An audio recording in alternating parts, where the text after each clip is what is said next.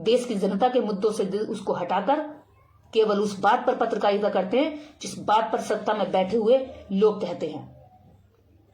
इनके गले में डलने वाला हर शब्द ये इनका नहीं है, ये इनके आकाओं का डाला हुआ शब्द है, और उसी शब्द के चलते इनकी जो जातीय कुंठा है वो उजागर हो जाती है, क्योंकि ये तो जाति घृणा से भरे हुए हैं और इस बहाने इनको पूरी छूट मिलती है क्योंकि सरकार इनका सपोर्ट करती है, सरकार इनका समर्थन करती है। कल को दलित कहने लगे, आदिवासी कहने लगे, अरे यार तुम तो ब्राह्मण जैसे लगते ही नहीं, क्योंकि तुम तो ज्यादा करके भीख नहीं मांगते, तुम क्यों बैठे हो पत्रकारिता करने के लिए? तो कैसा फील होगा? अगर कल को कहने लगे कि भाई तुम ब्राह्मण संसद में क्या कर रहे हो, तुम पत्रकारिता में क्या करो, इंजीनियरिंग लाइन में क्या कर रहे हो, जाओ जाकर कटोरे लेके भीख मांगो ना, जाओ जाकर के मंत्र पढ़ो, हवन करो, यज्ञ करो, मंदिर में बैठो। क्यों बैठे हो तुम हर क्षेत्र में घुसकर? तुम भी तो नहीं लगते ना मंदिर के भिखारी जैसे। अगर ऐसा लोग बोलने लगे तब तुम्हारे दिल पर क्या बीतेगी? तब तुम्हें कैसा एहसास होगा? तब तुम्हें अपनी इज्जत बेइज्जती का कुछ पता चलेगा क्या? तब तुम्हें अपनी डिग्निटी की याद आएगी क्या? तब तुम्हें याद आएगा कि हम उनको किस तरह से उनकी डिग्निटी पर चोट करते हैं रात दिन? अगर ये आदिवासी, ये दलित, ये पिछड़े तुमसे कहने लगे कि तुम्हारे बाप दादा तो बस चुटिया रखते थे, शिखा रखते थे, जनेऊ पहनते थे और खड़ऊ पहनते थे, लुंगी लंगोट पहनकर रहते थे, तुम क्यों आज सूट बूट पहन के रह रहे हो? सुधीर चौधरी, तुम सूट बूट पहनो मत, सूट बूट उतार के फेंको और लंगोट पहनो, कुर्ता पहनो, धोती पहनो। तुम भी तो नहीं लगते, तुम भी तो ब्राह्मण जैसे नहीं लगते। नाम के पीछे चौधरी लगा लेंगे, कहीं कश्यप लगा लेंगे अपनी जातियों को छुपाने के लिए, लोगों को गुमराह करने के लिए। तुम भी तो नहीं लगते, तुम्हें भी तो लंगोट और धोती पहननी चाहिए ना, कुर्ता धोती पहने रहो, जाओ जा करके जप करो, हवन करो, पूजा पाठ करो, मंदिरों में रहो। क्यों आते हो तुम टीवी एंकरिंग करने? क्यों जाते हो तुम सत्ता में? क्यों जाते हो एमपी एमएलए की सीट पर? क्यों जाते हो इंजीनियरिंग बनने के लिए? क्यों जाते हो डॉक्टरी पढ़ने के लिए?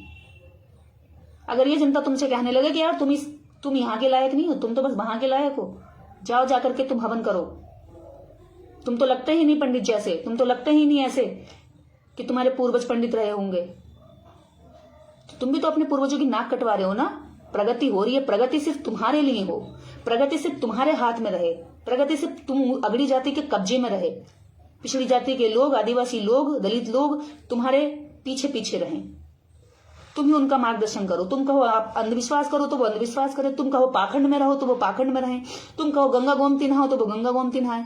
यानी कि तुम हर जगह पर अपने आप को आगे रखकर अपनी अगड़ी जो सनक है तुम्हारे दिमाग की, उसके साथ जीना चाहते हो। भाई भारत सबका है, जितना तुम्हारा है उतना आदिवासी का भी है, उतना दलित का भी है, उतना पिछड़े का भी है, मुस्लिम का भी है, सिख का भी है, ईसाई का भी है, जैनी का भी है। तुम 3% केवल ब्राह्मणों का नहीं है भाई। क्यों नहीं समझते तुम? तुम्हारे दिमाग से अभी तक वो गोबर नहीं निकला जो गोबर आजादी से पहले भरा हुआ था, और इसको निकालना बहुत जरूरी है देश की एकता, अखंडता और भाईचारे के लिए। यहां भी कुछ मूर्ख बड़े हैं, भरे हुए गाली दे रहे हैं, लगातार गाली दे रहे हैं ना। अमर सिंह भाई साहब कह रहे हैं हाँ मनुवादियों के पास कोई तर्क नहीं है अमर सिंह भाई साहब, क्योंकि इनके पास तर्क और जवाब कहां से होगा? ये जवाब देना ही नहीं चाहते, क्योंकि इन्हें पता है जवाब में ये उल्टे फंस जाएंगे। क्योंकि जब इनका जवाब आता है तो तब यही बात निकल कर आती है कि तो क्या हो गया, आदिवासी को आदिवासी दिखना ना चाहिए। अभी ये कह तो रहा है कि यहाँ पर है, अभी देखते है यहाँ पर एक तिवारी कह रहा हाँ तो दिक्कत क्या है, जाति के नाम पर आरक्षण होते हैं तब तो कोई दिक्कत नहीं होती, तो ठीक है जाति के नाम पे SC/ST एक्ट लग रहा है तो झेल ले फिर इसको, ठीक है। जाति के आधार पर तू जाकर के नीच काम कर, जाति के आधार पर जाकर गटर साफ कर। क्या तिवारी करेगा?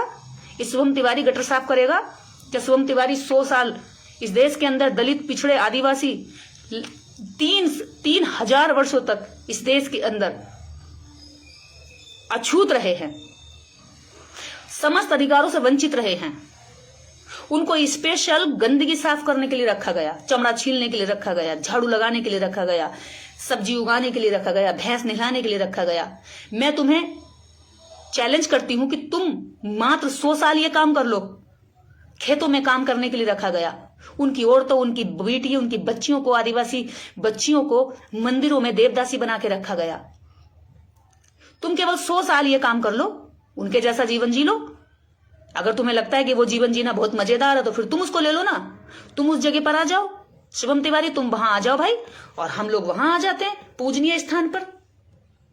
उस स्थान पर हम आ जाते हैं, तुम वहां आ जाओ और तुम 100 साल तक वो सारे काम करो, 100 साल तक हमारी लातें खाओ, हमारे घूंसे खाओ, हमारी गाली खाओ, हमारा अपमान झेलो, उसके बाद फिर ये आरक्षण खत्म कर देंगे। चलो है मंजूर? आरक्षण खत्म करना है तो आरक्षण खत्म करने के लिए फिर करते हैं तरीके से काम। कितने ऐसे ब्राह्मण हैं जो इस मुहिम में साथ देंगे? चलो आ जाओ, मात्र 100 साल रह लो। 3000 वर्ष तो उनको रखा है तुमने, 3000 वर्ष छोड़ो, तुम 300 साल भी मत रहो, तुम 3000 वर्ष मत रहो, 300 साल मत रहो, तुम मात्र 100 साल रह लो। 100 साल अगर तुमने रहकर झेल लिया, जिंदा रह गए, तो ठीक है, फिर उसके बाद में आरक्षण तुम्हें दे देंगे हम। आरक्षण पेट में दर्द करता है, लेकिन जाति से करेगी नफरत दर्द नहीं करती। वो दर्द नहीं करता तुम्हें जो तुम हजारों वर्षों से झेल के बैठे हुए हो, जो हजारों वर्षों से उनकी छाती पे चढ़ के बैठे हुए हो, हजारों वर्षों से उनके कंधे पर अपना धर्म ढो रहे हो, अपने ब्राह्मण धर्म को हिंदू धर्म कह कह करके उनको लूट रहे हो, उनके अधिकारों को छीन रहे हो। ये जागरूक हो रहे हैं तो तुम्हें दर्द हो रहा है, तकलीफ हो रही है ना? यही तकलीफ सबसे बड़ी है भाई। ये तकलीफ तो तुम्हें अब झेलनी पड़ेगी, क्योंकि विज्ञान का, शिक्षा का, तर्कवाद का दौर है। इस तकलीफ को कम करने के लिए कोई दवाई ले लो। सबसे अच्छी दवाई यह है कि बराबरी दिमाग में ले आओ, अपने पुरखों की हुई गलतियों की माफी मांग लो। अगर तुम्हारे अंदर इतना बड़ा दिल है तो, तुम्हारे अंदर अगर मानवता है तो। शुभम, कभी तुमने देखा है नेता जाकर के दलितों के यहाँ खाना खाने का प्रोग्राम चलाते हैं, लेकिन कभी देखा नेता दलितों के, वाल्मीकियों के जो लोग हैं गटर में उतर के गटर की सफाई करते, सीवर की सफाई करते हैं, कभी वो लोग बराबरी दिखाने के लिए गटर में सफाई नहीं करते? क्यों नहीं करते पता है? क्योंकि गटर नकली नहीं बनाया जा सकता। खाना तो बाहर से पैक करा के उसके घर में बैठ के फोटोग्राफी कराई जा सकती है, लेकिन गटर में उतरने के लिए अगर फोटोग्राफी कराई तो उनका दम घुट जाएगा और उसी गटर के अंदर बंद होकर मर जाएंगे, निकला भी नहीं जाएगा, पता भी नहीं चलेगा। सोचो, जो समाज सदियों से तुम्हारे अंदर मानवता की रत्ती भर भी अंश नहीं दिखाई देते, सोचने के लिए तुम कभी ना मजबूर होते ना कभी सोचते, क्योंकि तुमने दर्द नहीं झेला। क्या तुम अपने बच्चे को सफाई कर्मी में भर्ती कराओगे? क्या तुम अपने बच्चे को गटर साफ करने के लिए उन पैसों की, उन मजदूरी के लिए भेजोगे?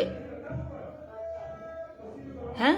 और अगर भेज भी दिया तो तुम बहुत बड़े महान हो जाओगे, पूरे देश में हंगामा हो जाएगा, देखो ब्राह्मण ने कितना बड़ा काम कर दिया, देखिए तिवारी की बच्चे ने गटर में उतर दिया, देखिए तिवारी का बच्चा कर रहा है बराबरी, देखिए तिवारी का बच्चा जा रहा है सफाई करने।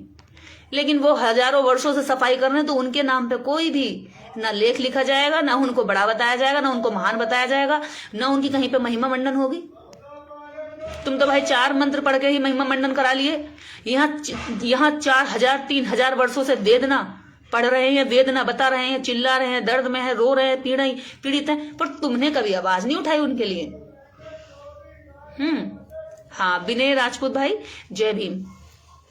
चलिए, सुधीर चौधरी को जल्दी से गिरफ्तार किया जाए, ताकि उसको अपनी हरकतों पर और उसके जैसी मानसिकता के लोगों को कुछ एहसास हो, कुछ हलचल हो उनके मन में, उनकी मानवता में कहीं ना कहीं जो बिल्कुल पत्थर हो चुकी है उसमें जान पड़े, वो सजीव हो।